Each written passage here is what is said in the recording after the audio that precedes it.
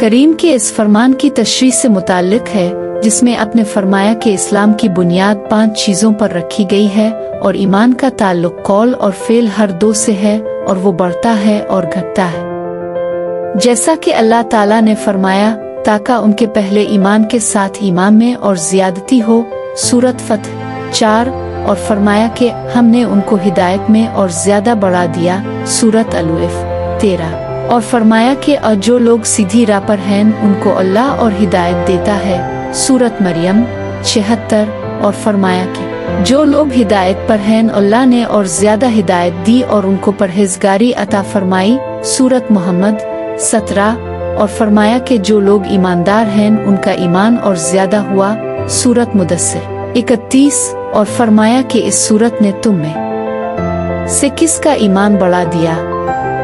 فی الواقع جو لوگ ایمان لائے ہیں ان کا ایمان اور زیادہ ہو گیا، سورۃ توبہ 124، اور فرمایا کہ منافقوں نے مومنوں سے کہا کہ تمہاری بربادی کے لیے لوگ بکثرت جمع ہو رہے ہیں، ان کا خوف کرو۔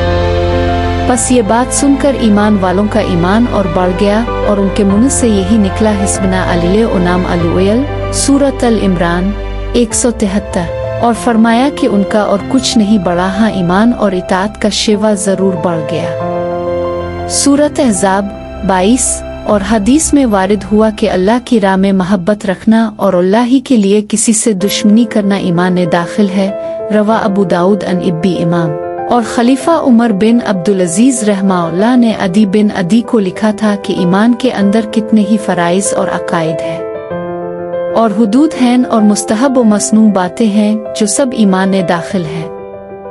پس جو ان سب کو پورا کرے اس نے اپنا ایمان پورا کر لیا، اور جو پورے طور پر ان کا لحاظ رکھے نہ ان کو پورا کرے اس نے اپنا ایمان پورا نہیں کیا۔ پس اگر میں زندہ رہا تو ان سب کی تفصیلی معلومات تم کو بتلاؤں گا تاکہ تم ان پر عمل کرو، اور اگر میں مر ہی گیا تو مجھ کو تمہاری صحبت میں زندہ رہنے کی خواہش بھی نہیں۔ اور حضرت ابراہیم علیہ السلام کا قول قرآن مجید میں وارد ہوا ہے کہ لیکن میں چاہتا ہوں کہ میرے دل کو تسلی ہو جائے، اور معاذ رضی اللہ عنہ نے ایک دفعہ ایک صحابی اسود بن بلال نامی سے کہا تھا کہ ہمارے پاس بیٹھو تاکہ ایک گھڑی ہم ایمان کی باتیں کر لیں، اور حضرت عبداللہ بن مسعود رضی اللہ عنہ نے فرمایا تھا کہ یقین پورا ایمان ہے اور صبر آدھا ایمان ہے، روا الطبرانی۔ اور عبداللہ بن عمر رضی اللہ عنہما کا قول ہے کہ بندہ تقوی کی اصل حقیقت یعنی کوہنا کو نہیں پہنچ سکتا جب تک کہ جو بات دل میں کھٹکتی ہو اسے بالکل چھوڑ نہ دے۔